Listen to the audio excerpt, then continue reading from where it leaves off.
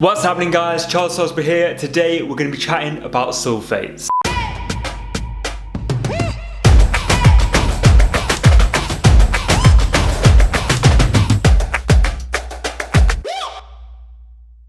So today we're going to be chatting about sulfates, in particular these two. Firstly is sodium lauryl sulfate, or SLS for short, and the second is sodium laureth sulfate. The reason why we want to focus on these two are the main sulfates you're going to see in your cosmetics, basically. They're a cleansing agent. You're going to see these in anything from hand wash to your clothing detergent, but the reason why we're focusing on them today is because you see them as main ingredients to shampoos. Now, we've already chatted about the different types of shampoos, but this is two ingredients that I kind of touched on the shampoo, on what shampoo you should be using. It's something I wanted to delve into a little bit deeper today. Sulfates have a really bad rap in the beauty industry, with a lot of people claiming very different things about health problems, environmental problems, amongst others.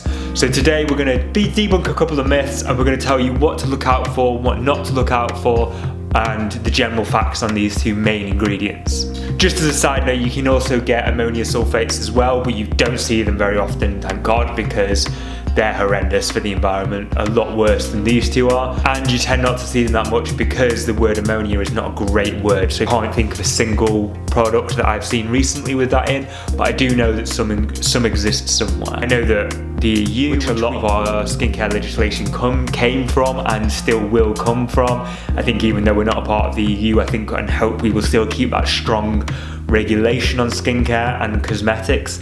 And by skincare, I also mean hair care. So we have a lot stronger and stricter rules than other countries do, for example. So bear in mind that the country that you're watching it in may not have these rules and regulations.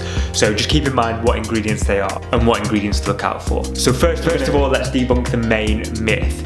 There has been countless tests on both of these products, and they have shown no sign that they increase the risk of cancer or any major health problems. These products have been used since the 30s, and so there have been countless and countless tests on them, countless and countless products being used with them, from, like I say, hand soap, dishwasher, everything that has a surfactant is probably going to use one of these two. So the myth about them being a carcinogen is pretty much debunked by now. Maybe there'll be more research that comes out and we'll be able to look into it, but for what is at the moment, and a lot of skincare is tested rigorously, especially, like I say, with EU legislation or with EU or UK legislation. They both test very rigorously.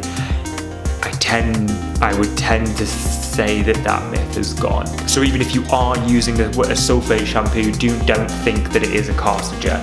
There is zero scientifically backed evidence that shows that. At the time of me recording this, bear in mind, that might change, but at the time of me recording this, there is no evidence. So what's the big problem then? Why do they get such a bad rap? Well, sodium lauryl sulfate is probably the worst. SLS is the cheaper version.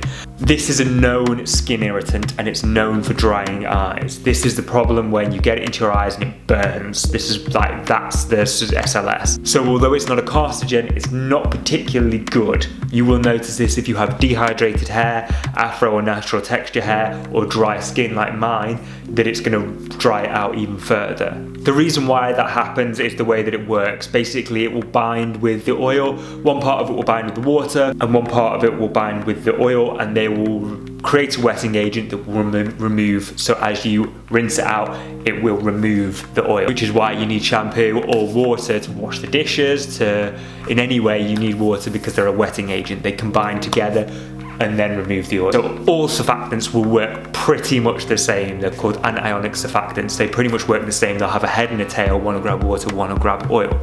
Take it away. Now, so that means that it can take a bit too much oil away, remove the oil from the skin, drying it out and leaving it a bit raw, which is the reason if you have no tears shampoo, so this kind of product won't be no tears shampoo, it won't be for sensitive skin, and there's a lot of sulfate-free products that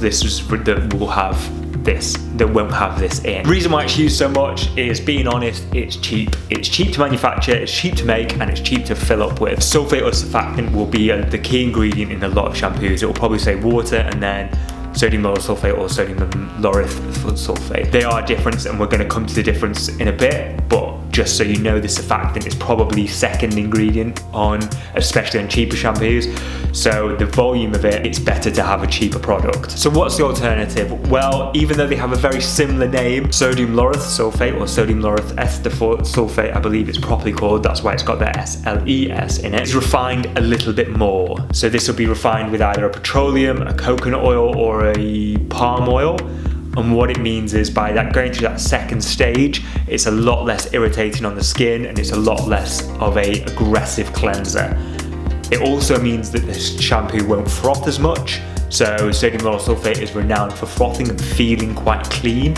That's another reason why these products are used in it, because if you have completely no sulfate in it, you will find no bubble, and a lot of people associate the bubbles with cleanliness.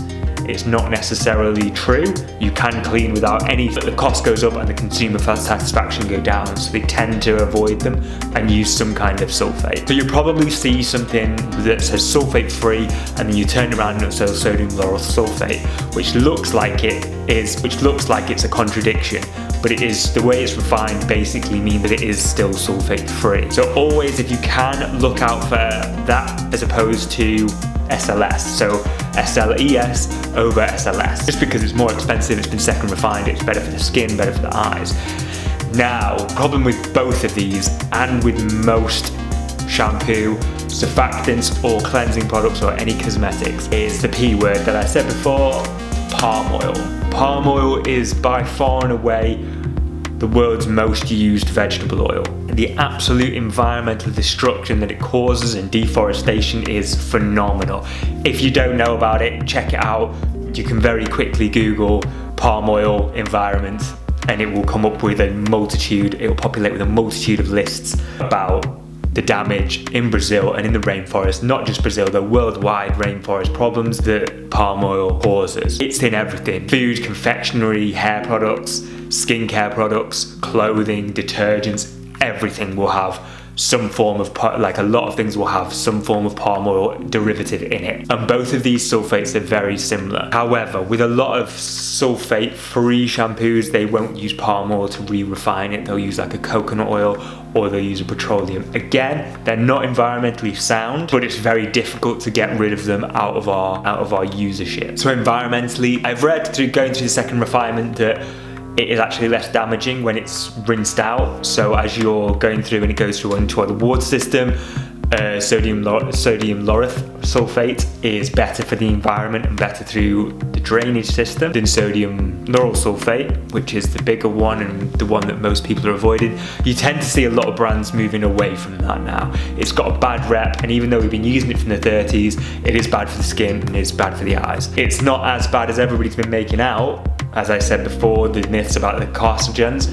However, it is good to kind of step away from that. So if in doubt, when it comes to sulfates, go for the more expensive ones, go for the SLES or sodium lauryl sulfate out of the two, because it will be better for the skin and it will be less drying for the hair. However, if you are getting just this normal sodium lauryl sulfate, then don't worry, it isn't probably doing as much damage as random blogs on the internet will have you believe. Like I say, that's at the time of writing this. Maybe some shocking publication will come out saying the exact opposite, in which case I will relate, saying, okay, we need to avoid this by now.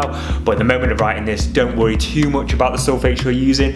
However, use a better one. Use the more expensive one, use sodium lauryl sulfate if you have the chance. Environmental pressure onto our skincare is something that we need to look at a little bit more, and it's something it's something I really feel strongly about, and I'm going to try and research as much as I can to discover cleansing products that are less impactful to the environment, but still work as well, because it's no point having a good environmental thing if it doesn't work as one, because people won't use it. So we need to have something that works really well and something that is good for the environment. This is something that I'll bring up more in videos, and we'll chat about a little bit more about environmental impact in skincare and hair care.